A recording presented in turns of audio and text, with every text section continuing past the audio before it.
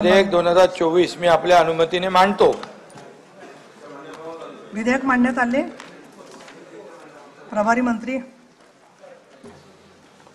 सभापती महोदया, महाराष्ट्र विधानसभेने संमत केलेले सन 2024 चे विधानसभा विधेयक क्रमांक 1 महाराष्ट्र राज्यातील सामाजिक व शैक्षणिक दृष्ट्या मागास वर्गाकरिता आरक्षण विधेयक 2024 विचारात घ्यावे असे मी प्रस्ताव मांडतो।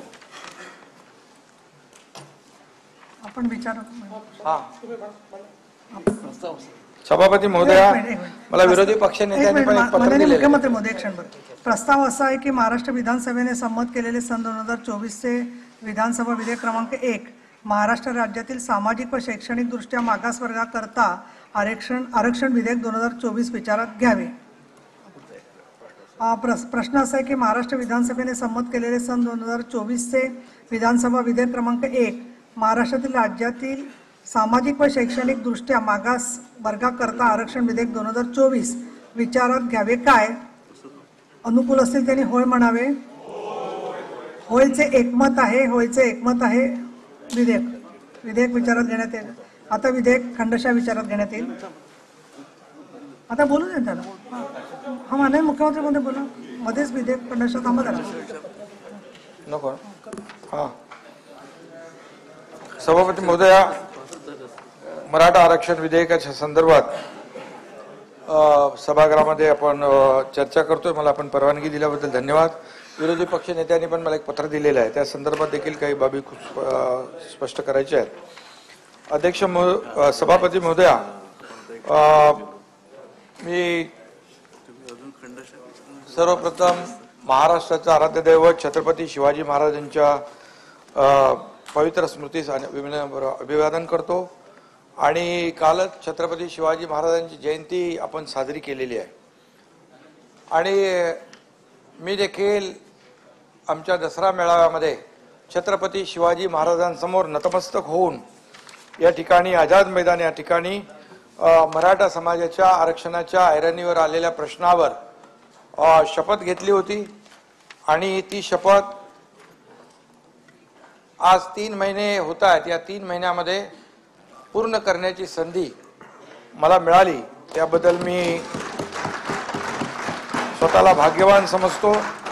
राज्यभरामध्ये जे आंदोलन मोर्चे सुरू होते याचे व्यथा वेदना याची जाणीव आपल्या सगळ्यांनाच होती। खरं म्हणजे मी महाराष्ट्राचा मुख्यमंत्री असताना कुठल्याही एका जाती विशिष्ट समाजाच्या बाबतीमध्ये कुठलाही एकतर्फी निर्णय मला घेता येणार नाही याची मला जाणीव आहे।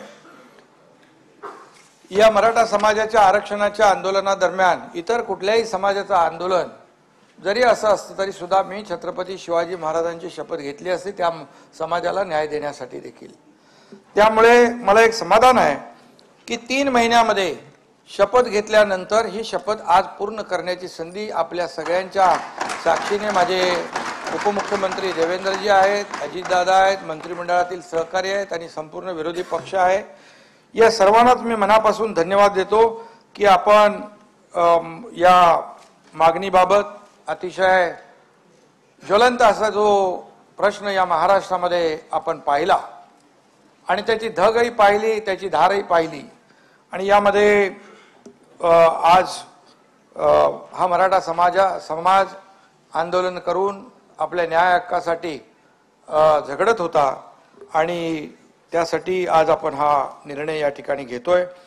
मी या ठिकाणी मुद्दाम हेही सांगेन, आपले लोकप्रिय प्रधानमंत्री नरेंद्र मोदीजी यांनी देखील सर्वांना सोबत घेऊन विश्वासात घेऊन सबका साथ सबका विकास हा मंत्र देशाला दिलेला आहे आणि त्यांचे पाठबळ या राज्याला आहे आणि म्हणून मी एखाद्या समाजाला जर मागासले पण आलं असेल तर त्याला त्या समाजाच्या मूळ प्रवाहामध्ये आणणं, त्याला मेन स्ट्रीम मध्ये आणणं हे आपलं कर्तव्य आहे।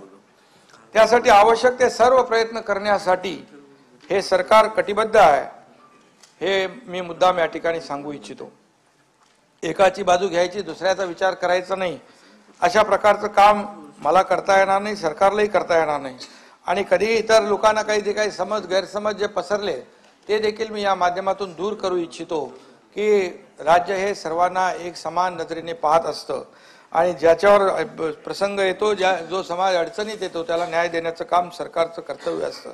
आणि म्हणून आज या अधिवेशनाच्या निमित्ताने मी समस्त राज्याला परत एकदा सांगू इच्छितो की हे मराठा समाजाचं आरक्षण टिकणारं, कायद्याच्या चौकटीत बसणारं, ओबीसी समाजावर अन्याय न करणारं, इतर समाजावर कुठलाही अन्याय न करता या ठिकाणी आणि कुणाच्याही आरक्षणाला धक्का न लावता मराठा समाजाला शैक्षणिक आणि सामाजिक नोकरीतलं आरक्षण देण्याचा निर्णय आपल्या सरकारने घेतलेला आहे. मुख्यमंत्री असताना अशा प्रकारच्या अनेक समाज समोर येतात आणि मग या समाजाला न्याय देण्याचं काम आपल्याला करायला लागतं. खरं म्हणजे छत्रपती शिवाजी महाराजांच्या साक्षीने हे वचन मी दिलं होतं आणि ते वचन देत असताना मी देखील 100 वेळा विचार केला. एखादा शब्द देताना बाळासाहेब, हिंदुहृदय सम्राट बाळासाहेब नेहमी सांगायचे की शब्द देताना 10 वेळा नाही 100 वेळा विचार करा, पण एकदा शब्द दिला की तो शब्द फिरवायचा नाही. आणि म्हणून मी जो शब्द दिला तो शब्द पूर्ण करण्याचं काम या ठिकाणी हा एकनाथ शिंदे करतोय. आणि 394वी जयंती साजरी झाली आणि कालच आणि आज या आरक्षणाचा निर्णय आपण घेतोय. आज जागतिक सामाजिक न्याय दिवस पण आहे आणि आज मराठा समाजाला न्याय देऊ शकतोय याचा आनंद आणि समाधान देखील मला आहे. छत्रपतींच्या आशीर्वादाने संपूर्ण मराठा समाजासाठी, लाखो मराठा बांधवांसाठी इच्छापूर्तीचा हा ऐतिहासिक आजचा दिवस आहे. आणि आजचा दिवस माझ्यासाठी आणि आमच्या सरकारसाठी सगळ्यांसाठीच खालच्या सभागृहात देखील एकमताने हा निर्णय घेतला, त्याबद्दल देखील मी विरोधी पक्षाला देखील मनापासून धन्यवाद देतो. खरं म्हणजे आज जेव्हा मी शपथ घेतली त्यावेळेस जरांगे पाटील यांनी आपलं आंदोलन मागे घेतलं. काही लोक म्हणाले की ही वेळ मारून नेण्याचा हा प्रयत्न आहे, परंतु मी जेव्हा बोलतो, मी जेव्हा शब्द देतो तेव्हा संपूर्णपणे त्याच्या परिणामांचा विचार करून करतो. कारण मी जेव्हा जेव्हा निर्णय घेतले ते निर्णय विचारांती घेतले, मग त्याला वाटेल ती किंमत मोजावी लागली तरी हा एकनाथ शिंदे कधीही त्याची पर्वा केली नाही. आणि म्हणून त्या इतिहासात मी जाऊ इच्छित नाही. आज चांगला दिवस आहे, गोड दिवस आहे, तोंड माझं कडू करू इच्छित नाही.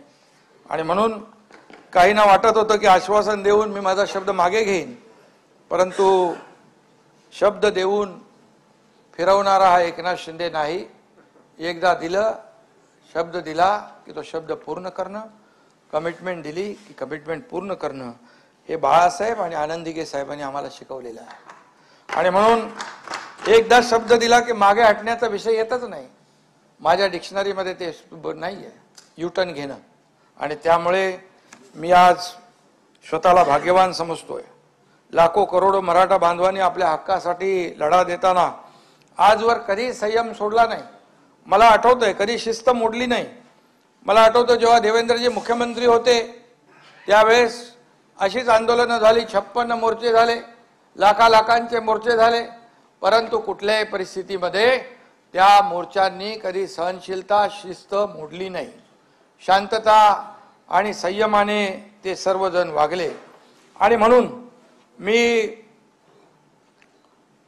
मनोज जरांगे पाटील यांना देखील आवाहन आणि विनंती करतो की आम्ही जे बोलतो ते करतो. आणि म्हणून सरकारने 3-4 महिन्यामध्ये हा सगळ्यात मोठा प्रश्न आज मार्गी लावलेला आहे. हा मराठा समाजाचा विजय आहे, हा मराठा ऐक्याचा विजय आहे आणि हा जिद्द आणि चिकाटीने ध्येयाने दिलेल्या लढ्याचा विजय आहे. मराठा समाजाने गेल्या 5-6 महिन्यात खऱ्या अर्थाने अनेक आंदोलनं केली, परंतु ती आंदोलनं शिस्तीने, शांततेने व्हावी अशा प्रकारचा सगळ्यांचा प्रयत्न होता. परंतु काही ठिकाणी नक्कीच या आंदोलनामध्ये गालबोट लागलं, ते लागायला नको होतं. 2 समाजामध्ये तेढ निर्माण करणं, 2 समाजामध्ये तेढ निर्माण होणं हे आपल्या सरकारला, आपल्या राज्याला भूषणावं नाही आहे. आपल्या राज्याला एक वेगळी परंपरा आहे, वेगळं आपला एक कल्चर आहे आणि म्हणून आपली एक वेगळी संस्कृती आहे. आणि म्हणून यामध्ये जे काही झालं ते आपल्या सगळ्यांच्या समोर आहे. मी देखील एक शेतकऱ्याचा मुलगा आहे, मला देखील यांच्या व्यथा आणि वेदनांची माहिती आणि जाणीव आहे. आणि म्हणून गेले 4 महिने कुठल्याही दुसरं काम म्हणजे पूर्णपणे झोकून देऊन ही सगळी आमची टीम या ठिकाणी काम करत होती. हे मी या ठिकाणी मुद्दाम सांगतो. मराठा समाजातील विद्यार्थ्यांना शैक्षणिक सवलती, शिक्षणासाठी आर्थिक मदत, त्यांच्यासाठी हॉस्टेल ही सगळी व्यवस्था आधी केली होती.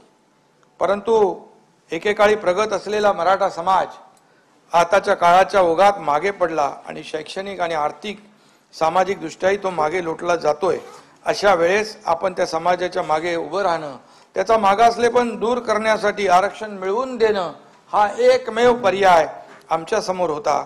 आणि म्हणूनच या परिस्थितीमध्ये आरक्षण मिळवून द्यायचा हा निर्धार आपल्या सरकारने केला. आणि म्हणून नागपूर येथे हिवाळी अधिवेशनामध्ये दोन्ही सभागृहाच्या सर्व सदस्यांनी मराठा समाजाला आरक्षणाची किती गरज आहे हे सविस्तरपणे चर्चेमध्ये मांडलं. आणि त्यावेळेस सभागृहाची मराठा आरक्षणासाठी संमती 100% त्या ठिकाणी मिळाली. आणि फेब्रुवारी 2024 मध्ये विधिमंडळाचं अधिवेशन बोलवून, विशेष अधिवेशन बोलवून आपण मराठा समाजाला आरक्षण देण्याचा निर्णय आपण घेतला.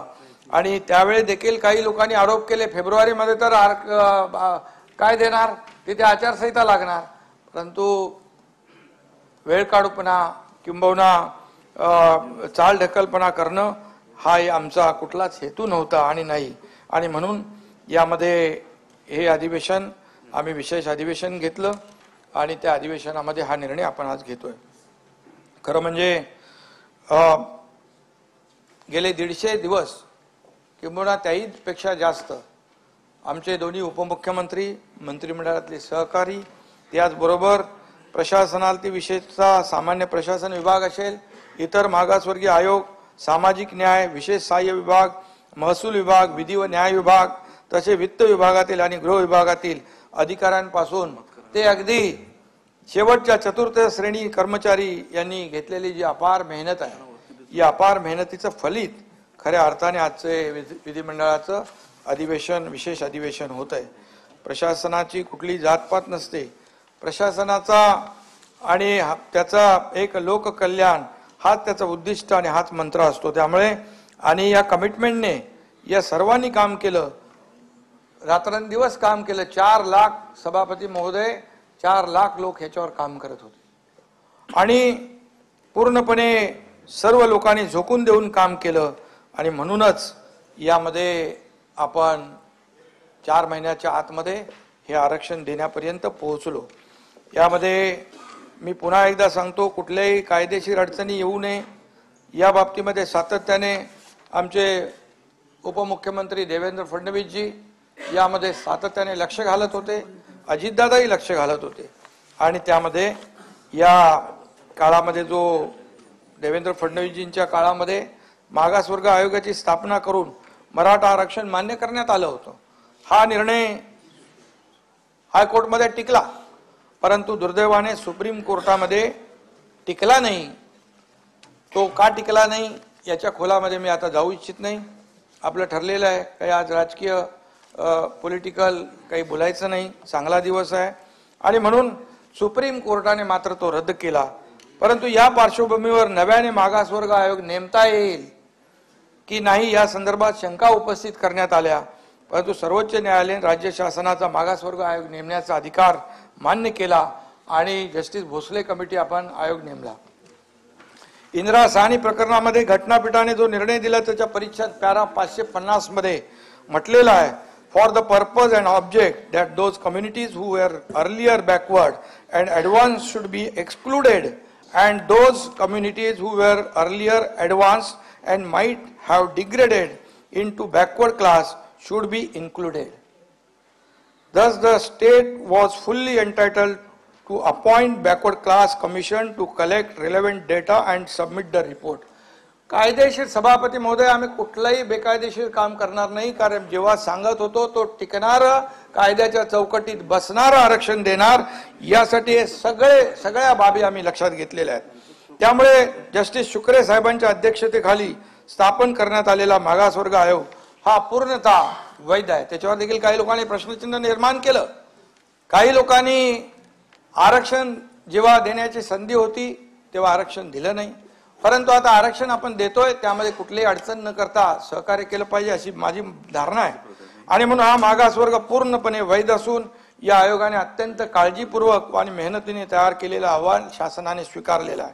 हे आरक्षण हायकोर्ट सुप्रीम कोर्टात टिकेल की नाही याबाबत आतापासून काही लोक शंका व्यक्त करतायत. आवश्यकता नाही, आपण सगळ्यांनी मिळून या समाजाच्या मागे उभं राहिलं पाहिजे.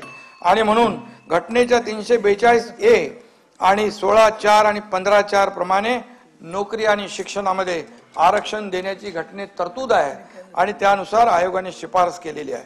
या ठिकाणी मी हेही नमूद करू इच्छितो, आपलं राज्य नाही 22 राज्य आहेत त्यामध्ये 50% आरक्षणाची मर्यादा ओलांडलेली आहे. त्यामध्ये मी आणि ते अद्याप टिकलेलं आहे. आणि म्हणून तामिळनाडू, हरियाणा, राजस्थान मी सगळ्यांची नावं घेत नाही, त्यामुळे कायदेशीर निकषावर टिकून राहिली आरक्षण या बाबतीमध्ये कुणी शंका व्यक्त करण्याची आवश्यकता नाही. याचा बिहारने आता 4 महिन्यापूर्वी 69% झालं, 69%, आणि ते कोर्टामध्ये टिकलेलं आहे. आणि म्हणून मराठा आरक्षणाच्या बाजूने युक्तिवाद करण्यासाठी राज्य सरकारने तज्ञ वकिलांची फौज उभी केलेली आहे.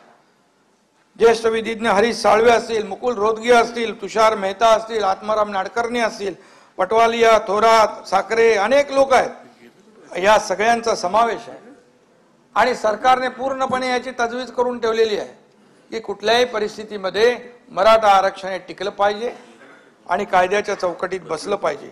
आणि तेही ओबीसी आणि इतर समाजावर कुठलाही अन्याय न करता हे आरक्षण टिकवण्याची जबाबदारी सरकारची आहे. उच्च न्यायालयात मराठा आरक्षणाची बाजू सक्षमपणे मांडणाऱ्या तज्ञांची या ठिकाणी मदत घेतोय आपण. टास्क फोर्स आपण तयार केलेला आहे आणि उच्च न्यायालय, सर्वोच्च न्यायालय आणि इतर न्यायालयीन पातळीवर मराठा समाजाचे आरक्षण कसं टिकून राहील याबाबत शासन आणि आयोगात समन्वय राखण्यासाठी माननीय न्यायमूर्ती दिलीप भोसले यांच्या अध्यक्षतेखाली समिती आपण नेमली आहे. या समितीमध्ये न्यायमूर्ती जस्टिस मारुती गायकवाड, जस्टिस शिंदे यांचं देखील सहभाग आहे आणि त्यांच्याशी सुद्धा सातत्याने सरकारशी समन्वय आहे. मराठा समाजाच्या आरक्षणाच्या मागणीवर चर्चा करण्यासाठी मी तसंच मराठा आरक्षण व सुविधा मंत्रिमंडळ उपसमिती, मुख्य सचिव तसेच मान्य मुख्य न्यायमूर्ती श्री दिलीप भोसले यांच्या अध्यक्षतेखाली सल्लागार मंडळाच्या एकूण 50 बैठका जवळपास झाल्या. दरम्यान मराठा समाजाचे, चंद्रकांत दादा पण इकडे आहेत, समाजाचे सामाजिक व शैक्षणिक मागासलेपण तपासणी करण्यासाठी सभापती महोदया 13 नोव्हेंबर 2023 रोजी राज्य मागासवर्ग आयोगाला टर्म्स ऑफ रेफरन्स निश्चित करून देण्यात आले. या आयोगासाठी 367 कोटी रुपये आपण उपलब्ध करून दिले. आयोगाच्या पुण्यातील कार्यालयाला देखील वाढीव जागा, आवश्यक जे संसाधनं आहेत, सामुग्री आहे ती दिली. पण त्याला एकच सांगितलं, वेळेमध्ये आपल्याला या सर्व गोष्टी करायच्या आहेत.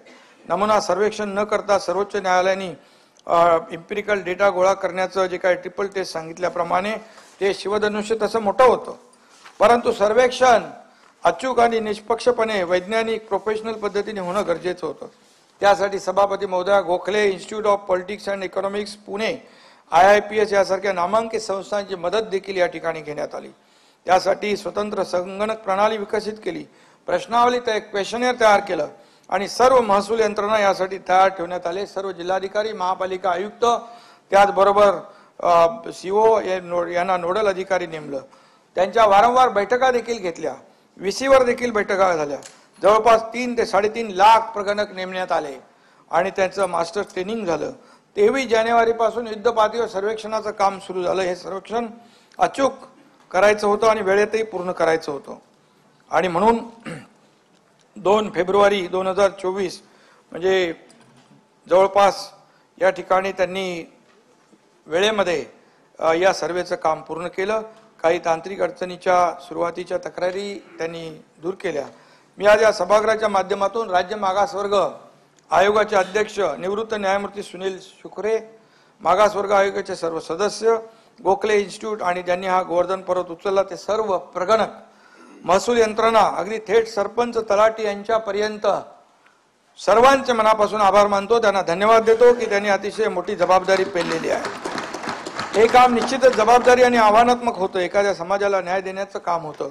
16 फेब्रुवारी रोजी माननीय न्यायमूर्ती सुनील सुकरे यांनी हा अहवाल आम्हाला सुपूर्द केला आणि आज सकाळी राज्य मंत्रिमंडळ बैठकीत देखील त्यावर चर्चा झाली। आणि त्याचबरोबर आज सगळेच आम्ही होतो, आमचे दोन्ही उपमुख्यमंत्री, मंत्रिमंडळ सहकारी सगळेजण, आणि सुप्रीम कोर्टाने आरक्षण रद्द करताना यामध्ये सभापती महोदय ज्या त्रुटी आणि जी निरीक्षणं नोंदवली होती त्या दूर करण्याच्या प्रयत्नावर पूर्णपणे भर दिलेला आहे। आम्ही अत्यंत वेगाने ताकदीने काम करून कायदेशीर प्रक्रिया पूर्ण करीत आहोत। अशा पद्धतीने मराठा समाजाचे आरक्षण कायद्याच्या चौकटीत बसवण्यासाठी सरकार पूर्णपणे कटिबद्ध आहे।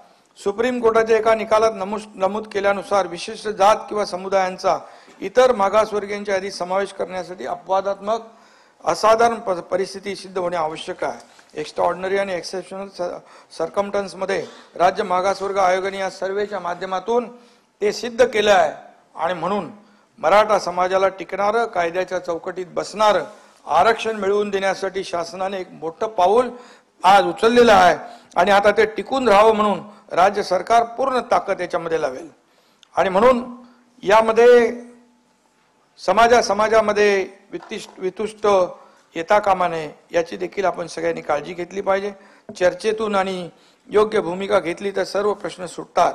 आज देखील मी तेच आवाहन या सगळ्यांना करू इच्छितो आणि म्हणून आपल्याला, माझ्यासाठी आणि सरकारसाठी सर्व लोक एक समान आहेत आणि कुठेही कुणी गैरसमज करून घेण्याची आवश्यकता नाही।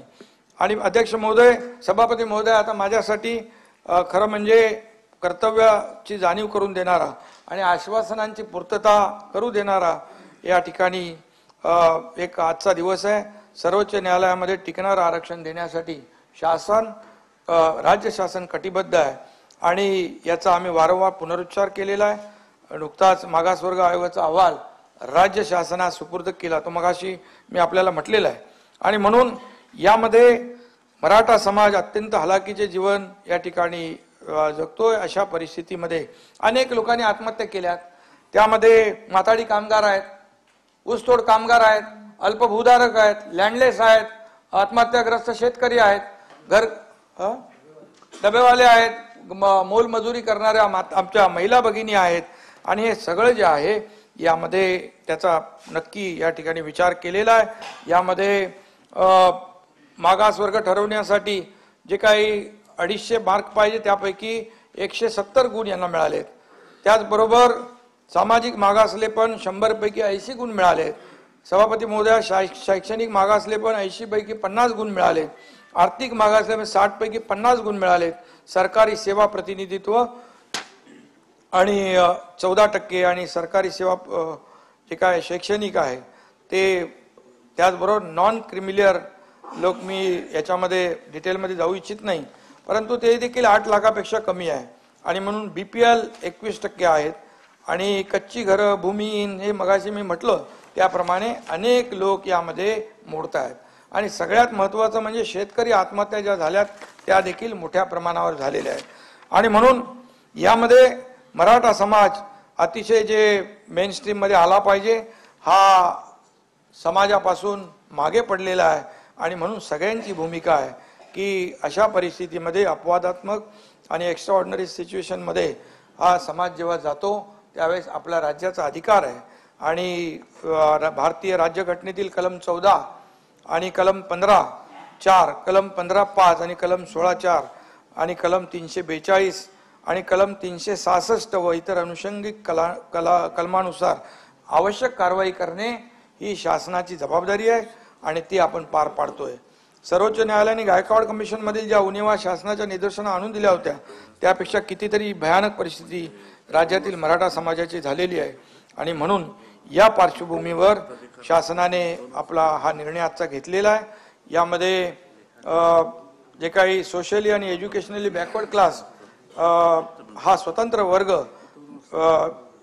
Socially and educationally backward class of citizen हा स्वतंत्र वर्ग निर्माण करून त्यामध्ये सामाजिक आणि शैक्षणिक दृष्ट्या मागासलेल्या मराठा समाजाचा समावेश करण्यात यावा आणि अशा परिस्थितीमध्ये आपण 50% पेक्षा, त्या मर्यादेपेक्षा बाहेर जाऊन हे आरक्षण देण्याचा निर्णय आज घेतलेला आहे। या समाजाला 10% आरक्षण देण्याचा आपण निर्णय घेतलेला आहे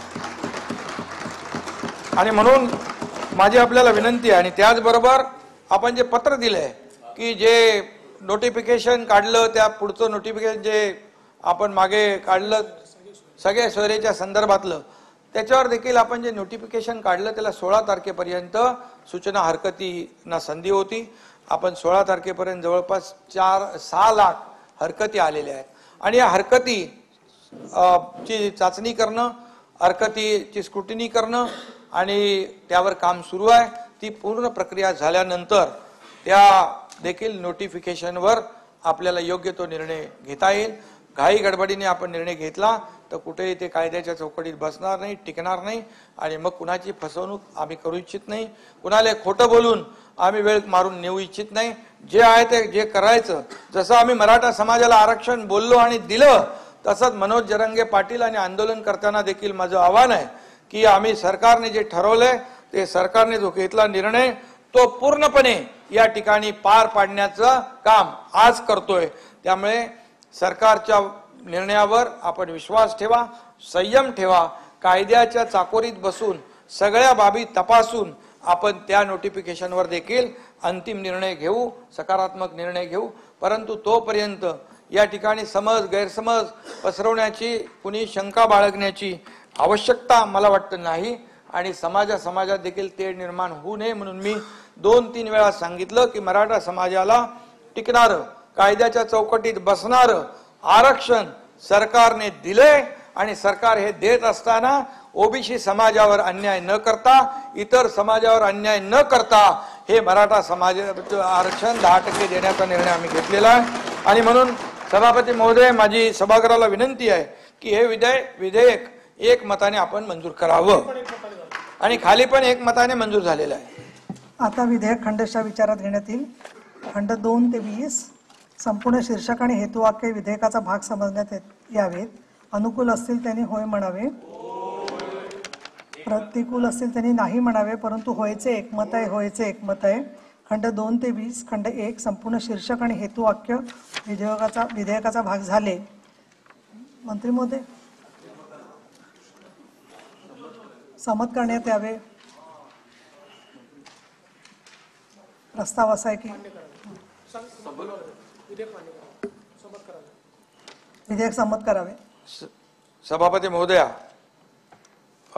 महाराष्ट्र विधानसभेने संमत केलेले सन 2024 चे विधानसभा विधेयक क्रमांक 1 महाराष्ट्र राज्यातील सामाजिक व शैक्षणिक दृष्ट्या मागास वर्गाकरिता आरक्षण विधेयक 2024 संमत करण्यात यावे. प्रस्ताव असा आहे की महाराष्ट्र विधानसभेने संमत केलेले सन 2024 चे विधानसभा विधेयक क्रमांक 1 महाराष्ट्र राज्यातील सामाजिक व शैक्षणिक दृष्ट्या मागास वर्गाकरता आरक्षण विधेयक 2024 संमत करावे.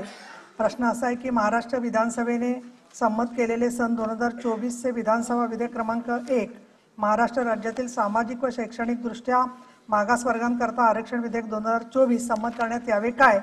अनुकूल असतील त्यांनी होय म्हणावे, प्रतिकूल असतील त्यांनी नाही म्हणावे. होयचे एकमत आहे, होयचे एकमत आहे. महाराष्ट्र विधानसभेने संमत केलेले सन 2024 चे विधानसभा विधेयक क्रमांक 1 महाराष्ट्र राज्यातील सामाजिक व शैक्षणिक दृष्ट्या मागास वर्गाकरता आरक्षण विधेयक 2024 संमत करण्यात आले.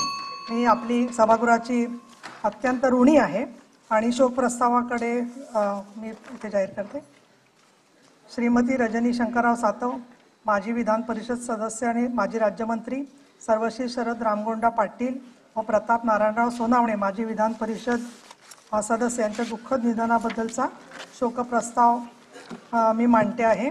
कैलासवासी रजनी शंकरराव सातव यांचा जन्म 13 जुलै 1949 रोजी पुणे येथे झाला. त्यांचे शिक्षण BSc LLB पर्यंत झाले होते. कैलासवासी रजनी सातव यांनी सुरुवातीस काही काळ वकिली केली होती. त्यांनी कळमनुरी जागृती महिला मंडळाच्या अध्यक्षा म्हणून आपल्या सामाजिक कार्याला सुरुवात केली. महिला आर्थिक विकास महामंडळाच्या अध्यक्षा, परिचारिका सेवा समितीच्या अध्यक्षा तसेच राज्य महिला आयोगाच्या अध्यक्षा म्हणून त्यांनी अनेक वर्षे काम केले. महिला आणि बालकांच्या कल्याणासाठी त्यांनी अविरत प्रयत्न केले. सन 1980च्या विधानसभा निवडणुकीत त्या कळमनुरी मतदारसंघातून पहिल्यांदा विधानसभेवर निवडून आल्या. सन 1982 मध्ये त्यांनी सार्वजनिक आरोग्य व कुटुंब कल्याण, सांस्कृतिक कार्य, तुरुंग, पर्यटन, विधी व न्याय विभागाचे उपमंत्री म्हणून काम केले. तदनंतर 1985 मध्ये त्या दुसऱ्यांदा विधानसभेवर निर्वाचित झाल्या. त्या काळात त्यांनी सार्वजनिक आरोग्य, वैद्यकीय शिक्षण, औषधी द्रव्ये, समाज कल्याण आणि आदिवासी विकास या खात्याच्या राज्यमंत्री म्हणून काम केले। मंत्री महोदय शांत राहा। सन 1994 मध्ये परभणी स्थानिक प्राधिकारी संस्था मतदारसंघातून त्या महाराष्ट्र विधान परिषद निर्वाचित झाल्या होत्या। कापूस पणन महासंघावर त्यांनी संचालिका म्हणून कार्य केले होते। त्यांनी प्रियदर्शनी सेवा संस्थेच्या माध्यमातून महाविद्यालय व शाळा सुरू करून ग्रामीण भागातील जनतेसाठी शिक्षणाची दारे खुली केली। कळमनुरी तालुक्यातील अनेक सामाजिक आणि शैक्षणिक सांस्कृतिक संस्थांशी त्यांचा निकटचा संबंध होता। आमच्या स्त्री आधार केंद्र आणखीन महिला चळवळीमध्ये अनेक कार्यक्रमांना आणि विशेषतः सावित्रीबाई फुले यांचा पुतळा पुणे शहरात उभारला गेला, त्या कामामध्ये सुद्धा त्यांनी अत्यंत जिव्हाळ्याने लक्ष घातलेलं होतं। अशा ज्येष्ठ समाजसेविकेचे रविवार दिनांक 18 फेब्रुवारी 2024 रोजी दुःखद निधन झाले। श्री शरद रामगोंडा पाटील, माजी विधान परिषद सदस्य। कैलासवासी शरद रामगोंडा पाटील यांचा जन्म 10 जानेवारी 1944 रोजी सांगली जिल्ह्यात मिरज तालुक्यातील कुपवाड येथे झाला। त्यांचे शिक्षण MA पर्यंत झाले होते। कैलासवासी पाटील यांनी यशवंत शिक्षण संस्था तसेच लठ्ठे एज्युकेशन सोसायटीचे संचालक म्हणून कार्य केले होते। सांगली येथील वृद्ध सेवाश्रम संस्थेचे ते अध्यक्ष होते। त्यांनी विकास सहकारी ग्राहक संस्था, कुपवाड अर्बन कोऑपरेटिव्ह बँक तसेच धनश्री महिला सहकारी बँकेचे संस्थापक संचालक म्हणूनही कार्य केले होते। ते राजाराम बापू सहकारी सिमेंट कारखान्याचे संस्थापक चेअरमन होते। कैलासवासी पाटील सन 1979 ते 1990 या कालावधीत मिरज पंचायत समितीचे सदस्य तसंच काही काळ सांगली जिल्हा परिषदेचे सदस्य होते। ते सन 1990 ते 95 मध्ये मिरज मतदारसंघातून महाराष्ट्र विधानसभेवर निवडून आले होते व ते जुलै 2002 मध्ये महाराष्ट्र विधान परिषद निर्वाचित झाले होते। अशा ज्येष्ठ समाजसेवकाचे बुधवार दिनांक 27 डिसेंबर 2023 रोजी दुःखद असे निधन झाले। श्री प्रताप नारायणराव सोनावणे यांचा जन्म 22 डिसेंबर 1948 रोजी नाशिक जिल्ह्यात कळवण तालुक्यातील मानूर येथे झाला। त्यांचे शिक्षण BE सिव्हिल MIE पर्यंत झाले होते। कैलासवासी सोनवणे यांनी नाशिक जिल्हा मराठा विद्याप्रसारक समाजाचे चिटणीस म्हणून कार्य केले होते। त्यांनी राजलक्ष्मी सहकारी बँकेचे संचालक, सप्तशृंगी ग्रेप ग्रोअर्स सहकारी सोसायटीचे अध्यक्ष तसेच नाशिक जिल्हा मध्यवर्ती सहकारी बँकेचे संचालक म्हणून उत्तम कार्य केले होते। त्यांनी कर्मवीर आबासाहेब सोनवणे स्मृती संस्था तसेच म्हसरूळ, मखमालाबाद, चामरलेणी परिसर नागरी संघर्ष समितीचे अध्यक्ष म्हणून कार्य केले होते। कैलासवासी सोनवणे सन 1998 व सन 2004 मध्ये महाराष्ट्र विधान परिषदेवर निर्वाचित झाले होते। तसंच ते सन 2009 मध्ये लोकसभेवरही निवडून आले होते। विधानमंडळाच्या तसेच संसदेच्या अनेक समित्यांवर त्यांनी कार्य केले होते। अशा ज्येष्ठ समाजसेवकाचे शुक्रवार दिनांक 22 डिसेंबर 2023 रोजी दुःखद निधन झाले। सन्माननीय सदस्यांनी स्तब्ध उभे राहून शोकप्रस्ताव संमत करावा अशी विनंती आहे।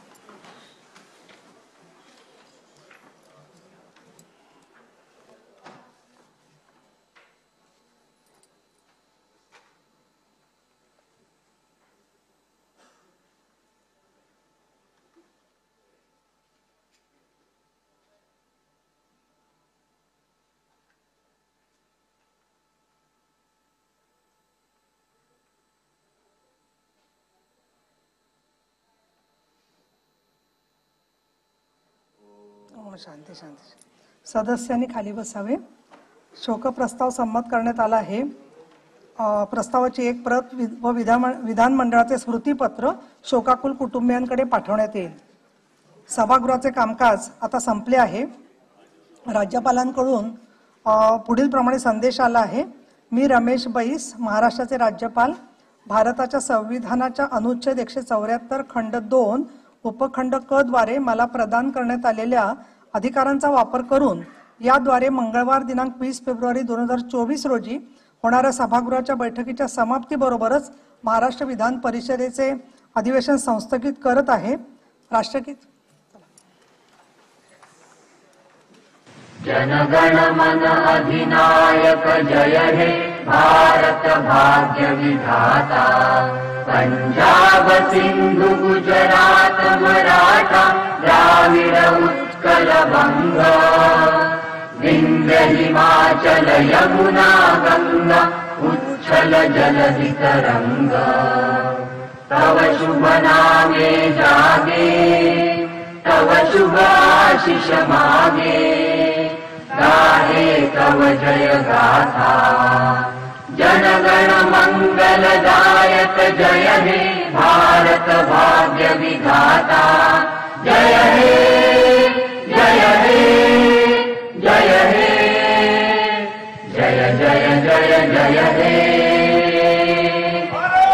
त्यानुसार विधान परिषदेचे अधिवेशन आता संस्थगित झाल्याचे मी जाहीर करते.